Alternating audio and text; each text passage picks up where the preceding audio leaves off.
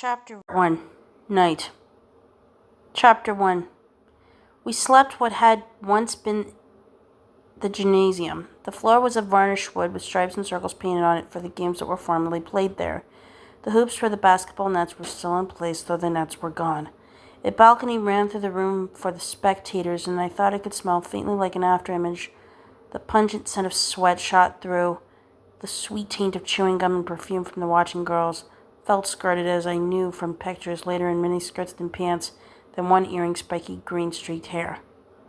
Dances would have been held there. The music lingered, a palimpsest of unheard sound, style upon style, an undercurrent of drums, a forlorn wail, garlands made of tissue paper, flowers, cardboard devils, a revolving bowl of mirrors, powdering the dancers with a snow of light.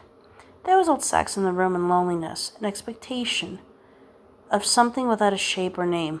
I remember that yearning for something that was always about to happen and was never the same as the hands that were on us, and then, in the small of the back or out back in the parking lot or in the television room with the sound turned down and only the pictures flickering over lifting flesh. We yearned for the future. How did we learn it, that talent for insatiability? It was in the air, and it was still in the air, an afterthought as we tried to sleep in the army cots that had been set up in rows, with spaces so we could not talk. We had flannelette sheets like children's and army issue blankets, old ones that still said U.S. We folded our clothes neatly and laid them on the stools at the ends of the beds. The lights were turned down but not out. Aunt Sarah and Aunt Elizabeth patrolled. They had electric cattle prods slung on thongs from their leather belts. No guns, though. Even they could not be trusted with guns.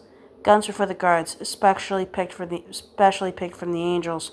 The guards weren't allowed inside the building except when called, and we weren't allowed out except for our walks twice daily, 2 by 2 around the football field, which was enclosed now by a chain link fence topped with barbed wire. Angels stood outside it with their backs to us. They were objects of fear to us, but of something else as well.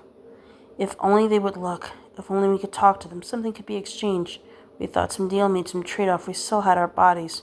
That was our fantasy. We learned to whisper, almost without sound.